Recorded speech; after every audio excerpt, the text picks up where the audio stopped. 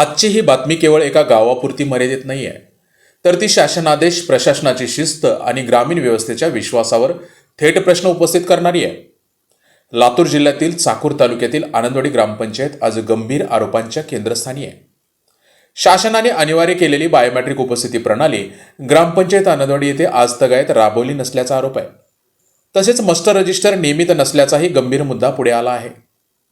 कार्यालयीन वेळ सकाळी 9:45 ते सायंकाळी 6:15 अशी ठरलेली असताना ग्रामसेवक व कर्मचारी नेमके कधी येतात, कधी कार्यालयात सोडतात आणि पूर्ण वेळ उपस्थित राहतात की नाही याची विश्वासार्ह अधिकृत नोंदच नाही आहे, असा आरोप आहे. हा केवळ दुर्लक्षाचा प्रकार नाही, तर हा थेट शासन आदेशाच्या अंमलबजावणीला गंभीर दोष आहे. महत्त्वाची बाब म्हणजे ग्रामपंचायत आनंदवाडी कार्यालयातील CCTV कॅमेरे चालू आहेत. आमचं म्हणणं स्पष्ट आहे, CCTV बंद होते असा दावाही नाही आहे.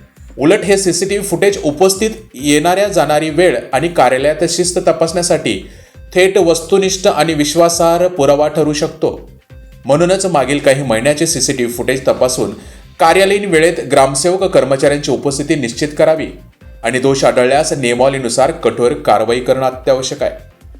या प्रकरणी चाकूर पंचायत समितीच्या गटविकास अधिकाऱ्याकडे तक्रारी दाखल करण्यात आली आहे.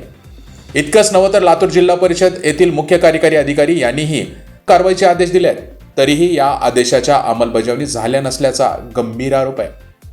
आणखी एक महत्त्वाचा मुद्दा म्हणजे ग्रामसेवकांनी मुख्यालयी वास्तव्यासाठी घरभाडे दिलं जातं. मात्र खरंच सर्व ग्रामसेवक आपापल्या गावात वास्तव्यास आहेत का, याची सखोल चौकशी होणं आता गरजेचं आहे. कारण ग्रामसेवक जर गावात प्रत्यक्ष राहिला तर तक्रारी त्वरित सुटतात, कामात दिरंगाई होत नाही आणि विकास कागदावर नाही तर जमिनीवर दिसतो. या प्रकरणात महाराष्ट्र ग्रामपंचायत अधिनियम, महाराष्ट्र नागरी सेवा शिस्त व अपील नियम, बायोमेट्रिक उपस्थितीबाबतचे शासन आदेश हे सर्व कायदे एकच स्पष्ट सांगतात, नियम मोडणाऱ्यावर कारवाई अनिवार्य आहे. आता प्रश्न एकच आहे, CCTVचे पुरावे तपासले जाणार का, मुख्यालयी वास्तवाची चौकशी होणार का आणि दोषीवर प्रत्यक्ष कारवाई होणार का? आम्ही या प्रकरणावर लक्ष ठेवून आहोतच, कारण हा प्रश्न आहे गावाच्या कारभाराचा आणि लोकशाहीच्या विश्वासाचा. धन्यवाद.